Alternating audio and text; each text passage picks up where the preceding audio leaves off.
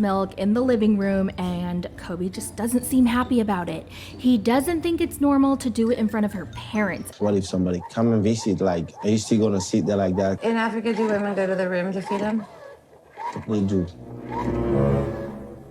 What you do, it also matters. I mean, in Africa, women will be a little more discreet. This seems to be a cultural difference because he says that in Africa, this would be totally inappropriate, especially in front of her father. Okay, listen, I think a mother should be able to breastfeed her child anywhere she wants without getting shamed for it. If I were to ever have a baby, I would probably breastfeed in private if it's possible, just because that's my personal preference. But if Emily and her family are completely fine with it, then whatever, who cares? But I do understand that he comes from a different culture, and so I feel like in order to compromise and kind of like meet in the middle, Emily should be allowed to breastfeed in front of her parents and her family.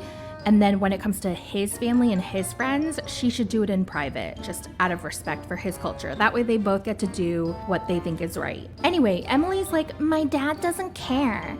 And her dad is literally standing right there, 2 feet away, listening in on their conversation. And she's like, well, Dad, what do you think? And he goes, oh, well, I don't want to intervene or anything. We do things a little bit different here. I mean, I don't see anything wrong with this, so. See? Nothing wrong with it. And Kobe shares that his sister only breastfed for 7 months, and Emily's been doing it for 17 months. And the dad is still standing right there, and he adds to the argument by saying, Seems to be doing pretty good. sir, go away. Take maybe 45 steps back. Actually, no. Go into your room and close the door. This discussion should be between the baby's parents and not you. I think Kobe was wrong completely. See, I knew this was gonna happen, that their parents were gonna butt in on their arguments and be on Emily's side because, you know, she's their daughter, of course. And then Kobe was gonna become the villain.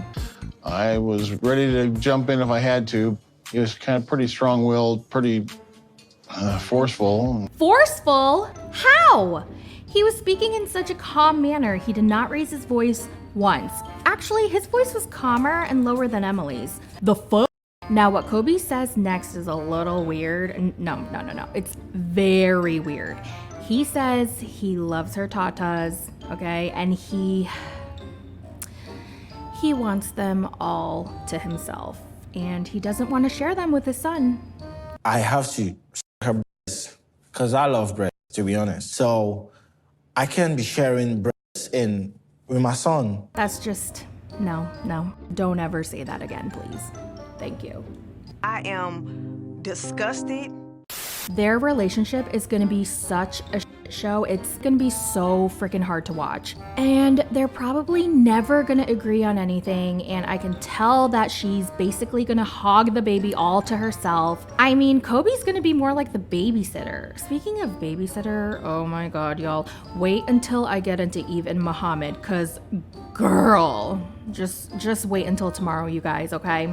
Anyway, I felt so bad for Kobe during their bedtime scene. They were all laying in bed and she kept trying to tell Kobe to sleep in another room. Like, what the And when Kobe insisted staying, as he should, she kept bitching about how cramped they were.